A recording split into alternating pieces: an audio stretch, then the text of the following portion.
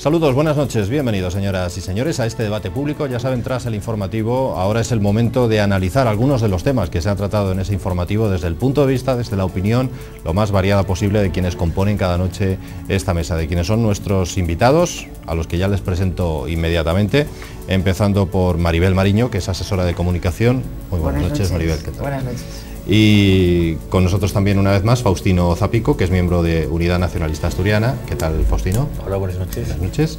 Y Ángel Mario Díaz, que es el presidente, sigue siéndolo, si no me equivoco, ¿no? El presidente de la Asociación de Familias Numerosas, sigue siendo. Pero no quiere alguien relevarme, que me parece que nadie quiere. Que no hay mucha suerte de eso, ¿eh?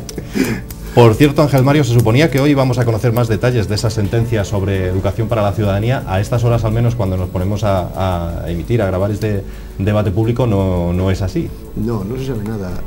Yo realmente llevo todo el día contactando con los medios que me están llamando constantemente y que me están pidiendo opinión. Y, hombre, conociendo el funcionamiento de la justicia española, no sería lógico que se conociera hoy la sentencia, porque hoy es el plenario, hoy la reunión de los jueces, hoy cuando van a escuchar las ponencias, cuando las van a discutir, no es descabellado que se emitan votos particulares. Todo eso luego hay que redactarlo y hay que ponerlo en papel y entregarlo a las partes, comunicárselo a las partes.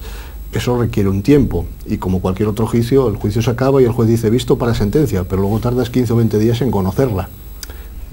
Lo que pasa es que en este asunto, que tiene tanta importancia mediática, que hay tanto en juego, que están existiendo las presiones que se están dando, no es descabellado que haya una filtración, o que incluso se pudiera hacer, pero en el funcionamiento puro de la justicia no debería de conocerse hoy la...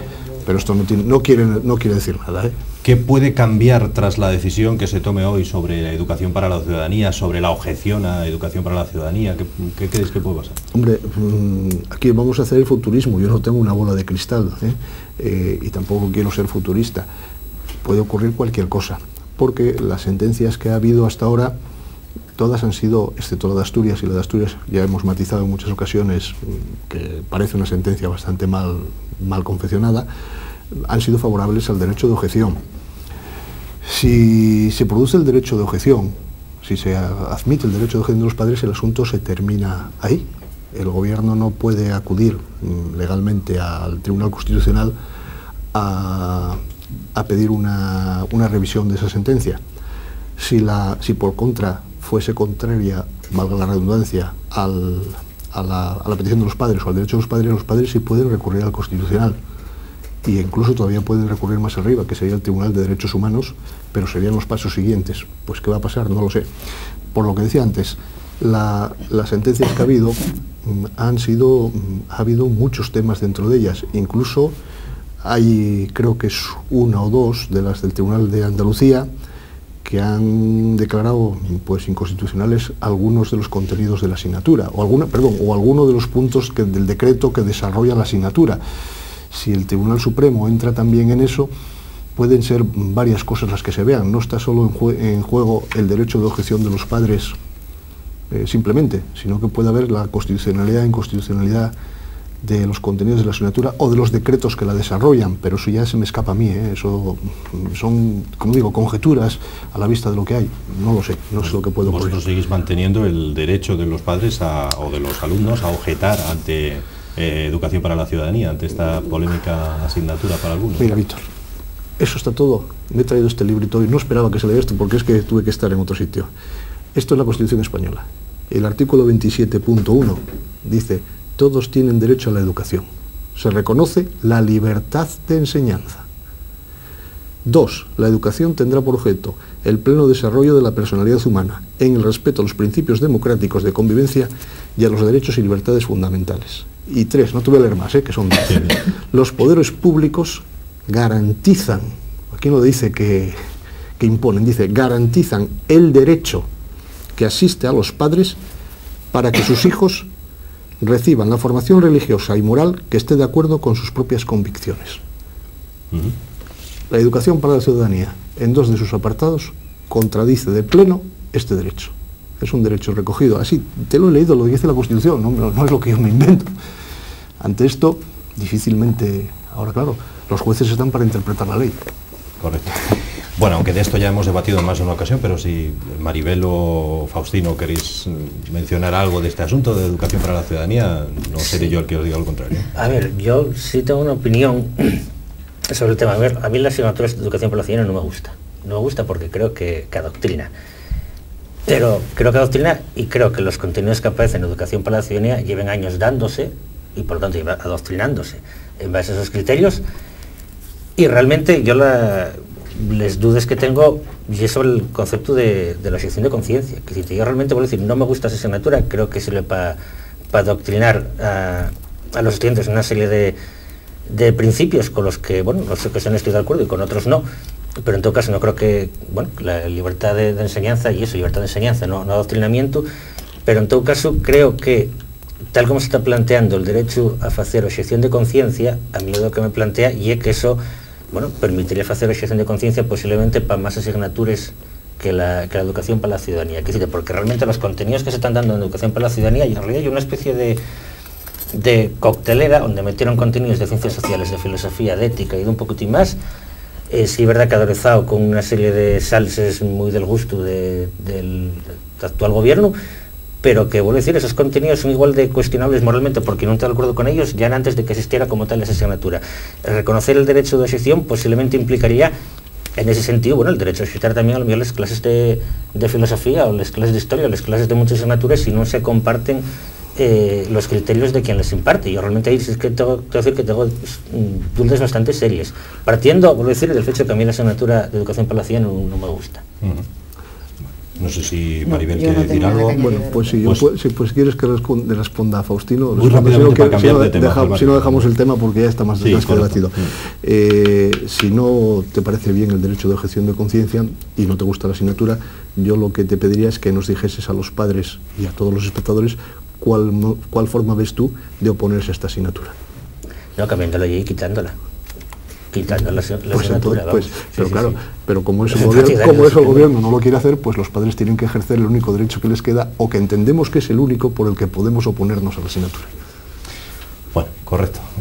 Zanjamos ahí este asunto, no por nada, sino porque ya lo hemos tratado en muchas ocasiones y probablemente, y dependiendo de esa resolución judicial, en los próximos días volvamos a hablar del tema. Pero mientras tanto, miramos fuera de Asturias y nos vamos hasta la Comunidad de Madrid. No sé cómo lo veis vosotros, pero parece un poco bochornoso todo lo que está ocurriendo allí. De momento, el tema también parece que va a ir a los tribunales porque un juez ha admitido que pueda existir algún tipo de espionaje en la Comunidad de Madrid, que los políticos se dediquen a espiarse en los tiempos que corren no parece muy sensato, ¿no? Ni muy lógico. No sé, empezamos si quieres por Maribel. No, a mí lo que me parece que lo que es así reprochable es la información, como se ha vertido, una información muy interesada. Yo creo que los partidos siempre han investigado a sus miembros de una forma a lo mejor clara o de una forma menos clara, pero cuando existen indicios o dudas, incluso de si la acción de esa persona es causa de delito o es delito, pues yo creo que sí. Aquí en Asturias hemos tenido también esas situaciones, es decir, que aquí se ha investigado políticos que estaban consejeros concretamente, y lo que pasa es que ese consejero o esa persona no salió diciendo que estaba siendo investigado o espiado por su propio partido, pero yo creo que es un hecho, dada la responsabilidad y en algunas atribuciones de algunos miembros de los partidos políticos, lo que pasa es que interesadamente ha salido esa información como diciendo, fíjense ustedes que el Partido Popular qué mal está, que está investigando a sus propios miembros de su partido, y esto supone. Y además, bueno, pues el que ha sido Esperanza Aguirre, la que claro, es la artífice de esa... pero bueno, yo creo que no tiene mayor... Es decir, pues la persona... Y además yo creo que si la persona que se sintió afectada ha salido a los medios de comunicación y además ha difundido esa noticia, es porque de alguna forma se siente invadida y se siente un poco culpable. Si tú, todas tus acciones son claras y son pertinentes, hombre, salvo que te pinchen los teléfonos, salvo que, es decir, que ese espionaje suponga que están atentando contra tus derechos como persona humana, entonces sí.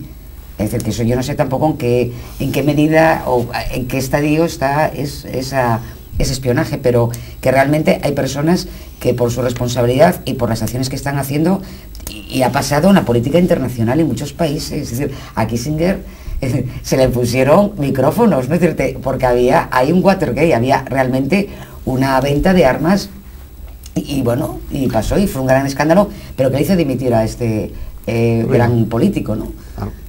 Son casi una secta los partidos entonces, ¿no? Yo te controlan absolutamente. Yo te diría, Víctor, una cosa, que el espionaje, y con esto quiero dejar sentado que yo no soy partidario del espionaje, ni voy a... Creo que estamos metiéndonos en un tema que un poco complicado y un poco difícil de matizar, pero el espionaje yo entiendo que ha existido a todos los niveles, porque si no, no existirían las agencias de detectives.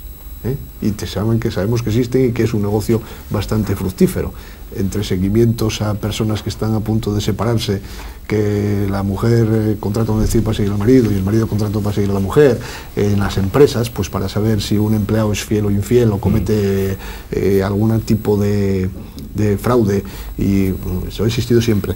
Lo que ocurre que en este caso concreto que estamos hablando, independientemente de que la información que poseemos es una información, como decía Maribel, muy interesada, parte de un periódico que está en una situación económica bastante difícil y complicada y que no sabe lo que se va a pasar con ello, igual puede ser una cortina de humo, porque el propio periodista que difundió la información, cuando se le llamó a declarar, a la salida, los periodistas que le preguntaron, él se desmintió a sí mismo y él dijo que él no había dicho que la comunidad se espiara, que había dicho que había espionaje a algunos miembros, cuando la información que daba inicialmente era otra, era que decía que la comunidad había espiado a sus consejeros y a los vicealcaldes los concejales del ayuntamiento. A los concejales del ayuntamiento, o sea, se desdice de lo que había dicho. Parece ser que también que la información carece de datos en profundidad, es muy superficial. ¿Que puede existir? Pues probablemente existirá. Como bien decía Maribel, aquí el que no espía parece que es tonto, parece que es algo de menos. ¿Qué va a haber, ¿en qué va a acabar esto? Pues no tengo ni idea. No tengo ni idea, porque está claro que Esperanza Aguirre niega que ella lo sepa. El que no lo sepa no la exime de responsabilidad si es que se ha cometido dentro de su ámbito de actuación.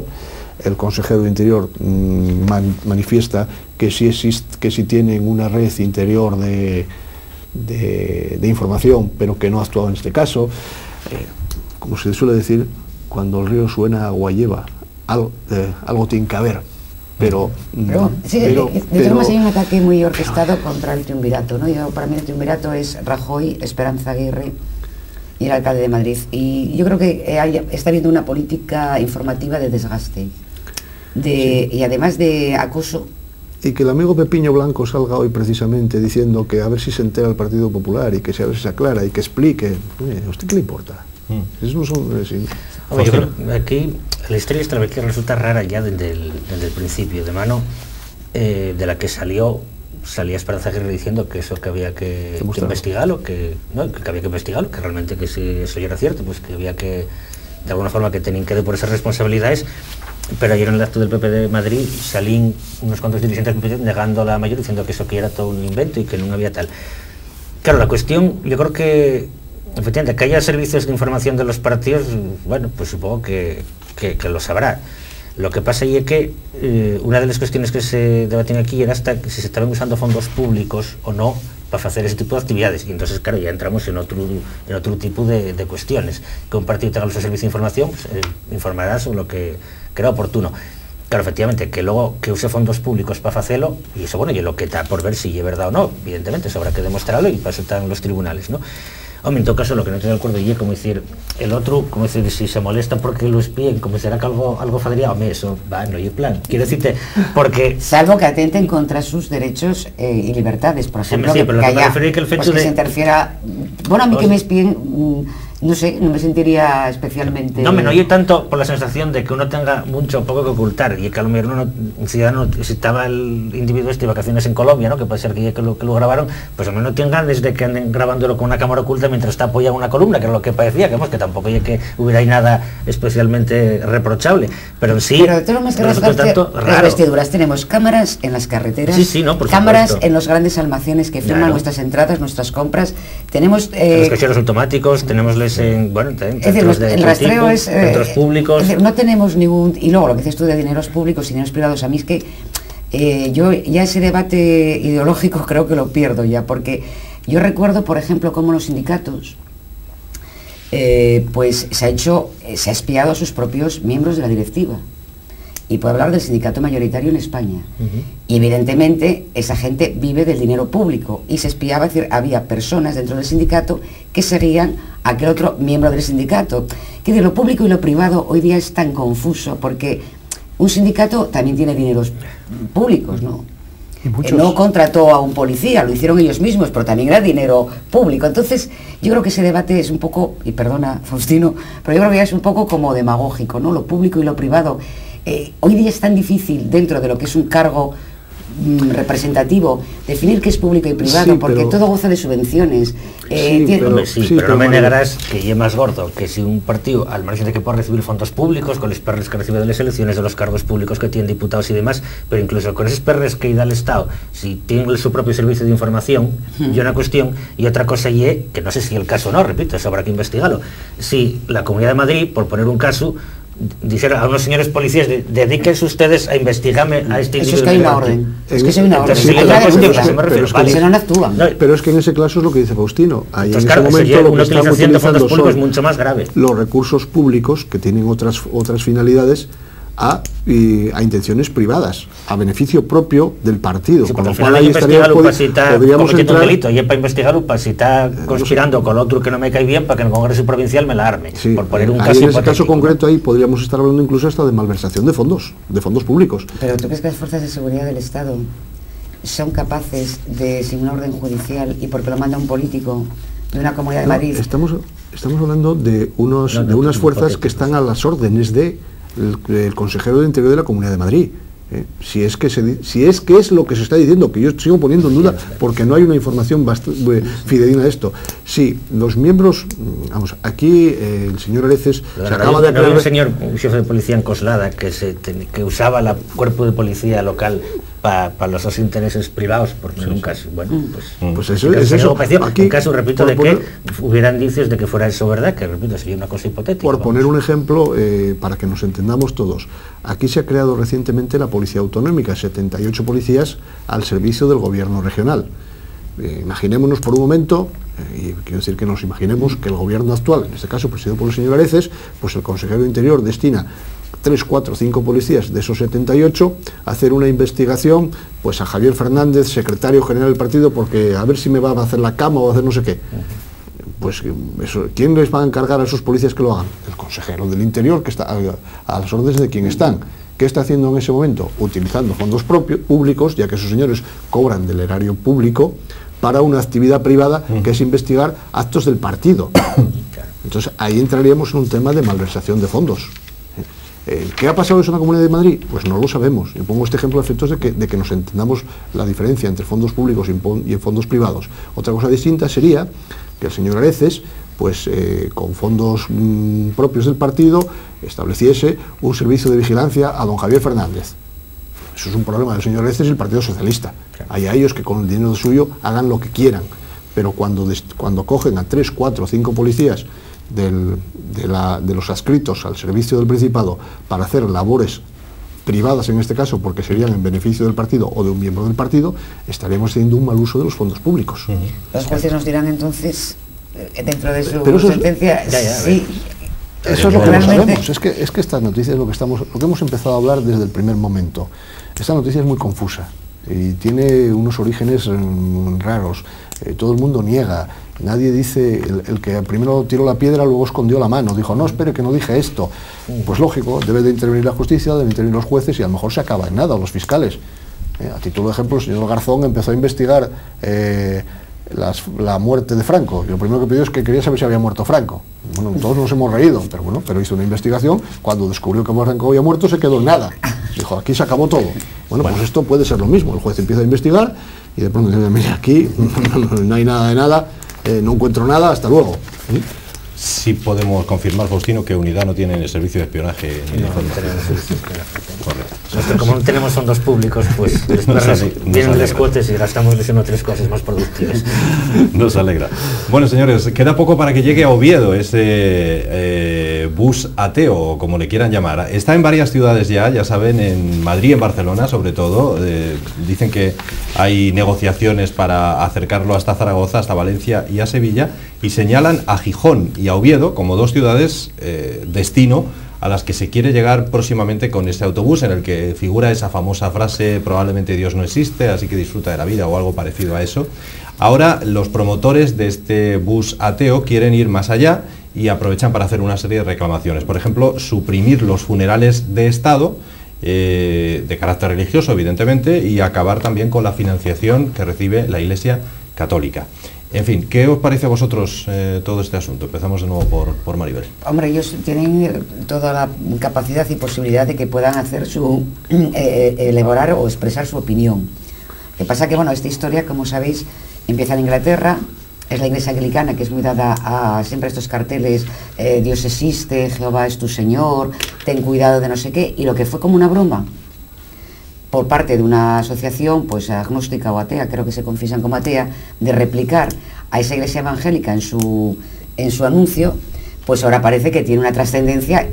A mí estas noticias realmente me sobrepasan, porque de algo anecdótico, y digo, bueno, menos mal que Dios está en los autobuses, porque al final es lo que veo, que Dios sí está en los autobuses, unos porque dicen que no y otros porque dicen que sí. Pues bueno, mira, es un pasajero que la verdad no estorba. Pero bueno, que me parece bien, deben tener mucho dinero esta asociación de ateos, que quieren hacer esa, ampliar la línea de publicidad en los autobuses.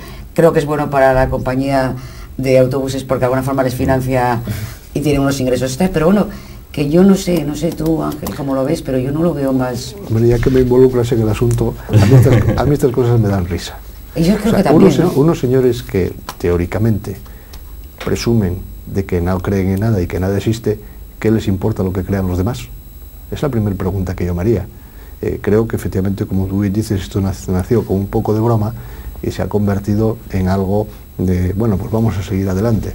Ahora, si usted no cree en nada, ¿a usted qué le importa que haya funerales de Estado o que no los haya? Si a usted no le va ni le viene esto, ¿a usted qué le importa? Usted no cree en nada y lo dice. Y como tú muy bien dices, hombre, bienvenido sea, porque las líneas de autobuses que son deficitarias todas en España, si le ponen un buen precio a esto, pues igual pueden pasar a costarnos menos a los ciudadanos, ¿eh? Es una inversión positiva. Pero Maribel, que además es asesora de comunicación, hay que reconocer que como campaña de marketing y para hacer que se hable de algo, ha estado muy bien hecho, ¿no? Sí, la verdad que sí. Lo que tampoco sé muy bien es el alcance, que luego se ve ya la parte, es decir, lo que existe detrás entre las bambalinas, es qué pretenden, qué alcance tiene, quién está detrás de todo esto. Porque claro, lo que parece un poco anecdótico, cómo surgió, y bueno, pues, veo que ya tiene una fuerza económica más pujante. Es decir, ya no es hacer una campaña en Londres, ya te lanzas a otro país. Yo no sé qué es lo que puede haber. Yo creo que ahí hay algo más, es decir, que ya no es una asociación de amigos afines por ser ateos. Yo creo que hay alguien más en ese, o subyace ideológicamente algo más, porque bueno, estamos viendo ahora el reflejo, ¿no? El algo más es que se suprima los funerales de Estado, que se suprima la financiación hacia la Iglesia, ¿no? Yo digo que bueno, que un poco es el vivir y dejar vivir. Si los que somos católicos no nos metemos con los que son ateos y decimos, es decir, si un ateo quiere enterrarse en un cementerio privado religioso de la parroquia, y yo, vamos, que no veo ni un católico que salga ahí con la pancarta diciendo este ateo tiene que salir, tirar. Hay una cosa de respeto, ¿no? Y lo que se respeta a gente que no cree, o es de otra tendencia religiosa, o es, pues oye, que respeten a los... Creo, no sé. Lo curioso de este caso es que ellos son los primeros que no respetan a nadie, pero exigen respeto para sí mismos. Sí. Pero ellos son los primeros que no respetan a nadie. Todos estaban las aguas muy tranquilas, los ateos iban por su lado, los católicos por el otro, los islamistas por el otro, porque, piden que sean abolidos los funerales de Estado católicos, pero ¿qué pasa con las mezquitas y con los rezos musulmanes? Que esos tienen también un Dios, o sea, y para ellos Alá es el mismo Dios que el nuestro, que los católicos.